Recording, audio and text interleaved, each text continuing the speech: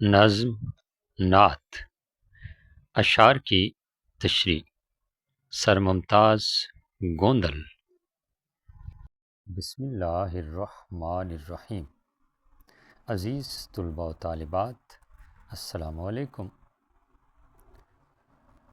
نظم نعت کے مشکل الفاظ کے معنی پچھلی ویڈیو میں آپ کو بتائے جا چکے ہیں۔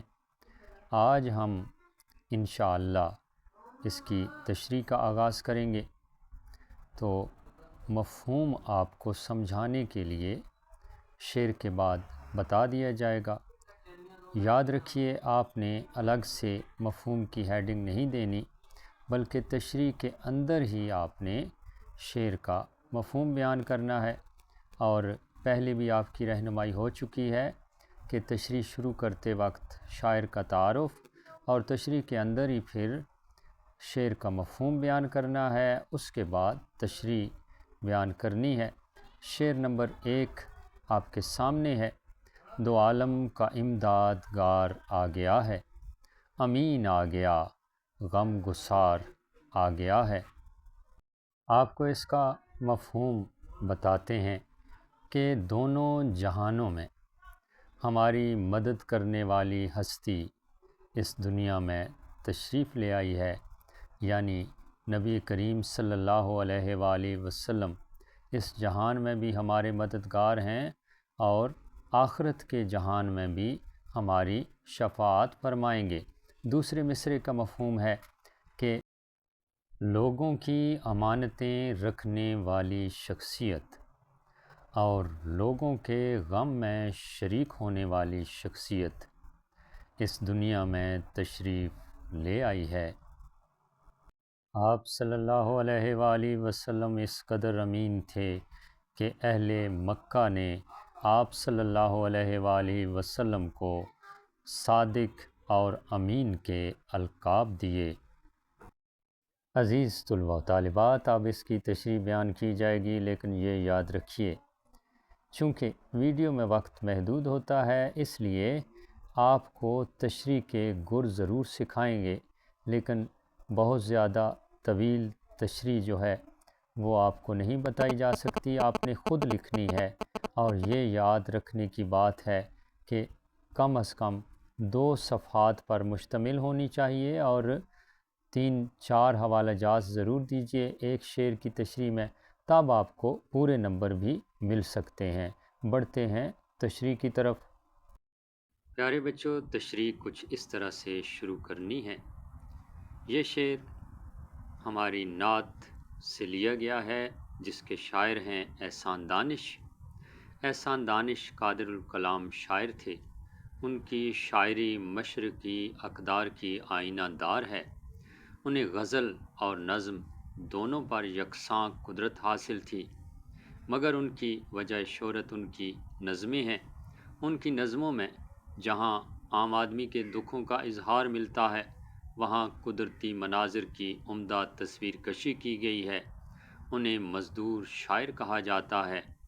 ان کی تصانیف میں حدیث زندگی، درد زندگی، نوائے کارگر، آتش خاموش وغیرہ شامل ہیں۔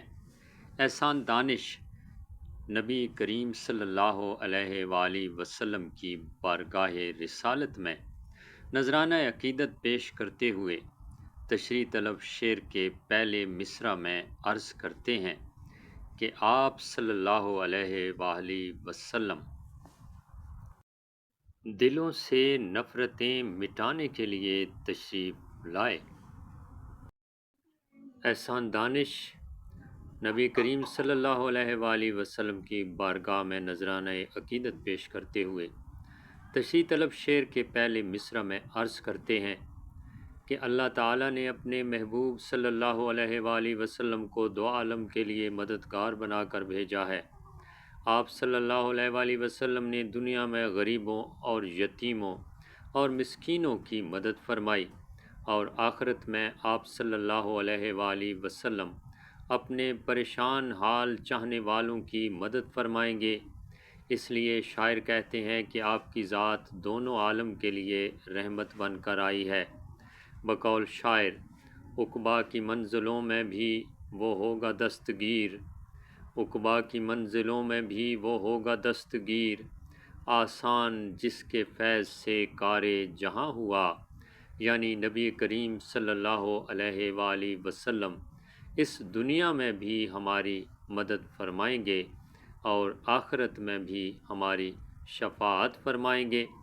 دوسرے مصرع میں شاعر کہتے ہیں کہ اللہ تعالیٰ نے اپنی مخلوق کی زبانی اپنے محبوب صلی اللہ علیہ وآلہ وسلم کو الامین کے لقب سے نوازا، جس سے مراد لوگوں کی امانتوں کی حفاظت کرنے والے ہیں، جیسا کہ آپ صلی اللہ علیہ وآلہ وسلم نے ہجرت کے موقع پر حضرت علی کرم اللہ وجہہ کو اپنے بستر پر لٹایا اور فرمایا کہ صبح کو لوگوں کی امانتیں واپس کر کے مدینہ چلے آنا۔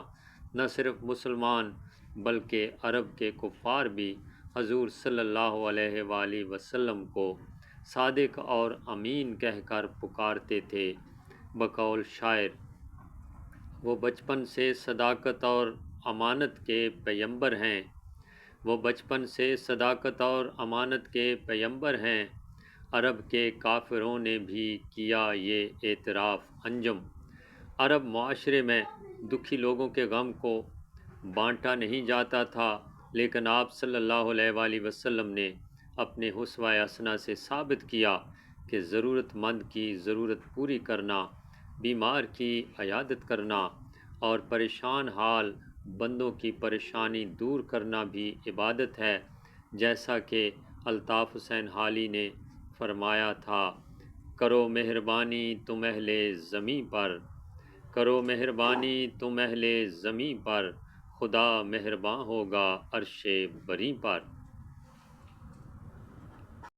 شعر نمبر 2، غریبوں کی جان کو، یتیموں کے دل کو سکون ہو گیا ہے، قرار آ گیا ہے۔ اب اس کا مفہوم آپ کو سمجھانے کے لیے بتا رہا ہوں، جو آپ نے تشریح کے اندر ہی شامل کرنا ہے۔ حضور صلی اللہ علیہ وآلہ وسلم کی آمد پر غریبوں اور یتیموں کو دلی سکون اور جان کو قرار اور اطمینان حاصل ہو گیا۔ پیارے بچوں، اب شعر نمبر 2 کی تشریح کرتے ہیں۔ بالکل حسب معمول آپ نے شعر نمبر 2 کی تشریح میں بھی احسان دانش کا تعارف شامل کرنا ہے، ان کے تعارف کا کچھ حصہ شامل کرنا ہے کہ یہ شعر ہماری نعت سے لیا گیا ہے، جس کے شاعر ہیں احسان دانش، اور پھر یہاں سے آپ نے شامل کرنا ہے۔ احسان دانش قادر الکلام شاعر تھے، ان کی شاعری مشرقی اقدار کی آئینہ دار ہے، انہیں غزل اور نظم دونوں پر یکساں قدرت حاصل تھی، مگر ان کی وجہ شہرت ان کی نظمیں ہیں۔ ان کی نظموں میں جہاں عام آدمی کے دکھوں کا اظہار ملتا ہے، وہاں قدرتی مناظر کی عمدہ تصویر کشی کی گئی ہے۔ انہیں مزدور شاعر کہا جاتا ہے۔ ان کی تصانیف میں حدیث زندگی، درد زندگی، نوائے کارگر اور آتش خاموش وغیرہ شامل ہیں۔ اب دوسرے شعر کی تشریح لکھیے۔ احسان دانش نبی کریم صلی اللہ علیہ وآلہ وسلم کی بارگاہ میں نذرانہ عقیدت پیش کرتے ہوئے تشریح طلب شعر کے پہلے مصرع میں عرض کرتے ہیں کہ عرب کے معاشرہ میں غریبوں اور یتیموں سے جینے کا حق چھین لیا گیا تھا۔ غریبوں کو جان کے لالے پڑے ہوئے تھے اور یتیموں کے دل احساس محرومی سے بے قرار رہتے تھے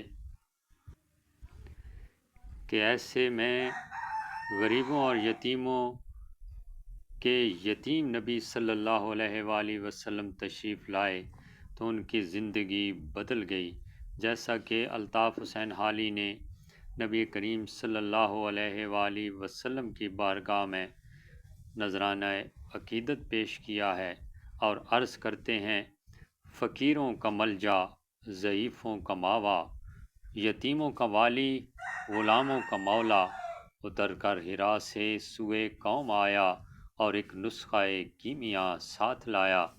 دوسرے مصرع میں شاعر کہتے ہیں کہ عرب معاشرہ میں افراتفری عام تھی، ہر طرف بے قراری اور بے سکونی کا عالم تھا، نبی صلی اللہ علیہ وآلہ وسلم کی آمد سے ہر طرف امن ہو گیا، ہر طرف سکون ہو گیا، پورا عرب جنت نظیر بن گیا اور دل کو قرار آ گیا اور ہر جان کو سکون مل گیا، جیسا کہ مرزا خورشید بیگ میلسوی بارگاہ نبی صلی اللہ علیہ وآلہ وسلم میں عرض کرتے ہیں، ہوئی ہے آپ کی آمد پہ نور کی بارش، ہوئی ہے آپ کی آمد پہ نور کی بارش، بکھر گئے ہیں جدھر دیکھیے اجالے سے۔ لائک کیجئے، شیئر کیجئے اور سبسکرائب کیجئے۔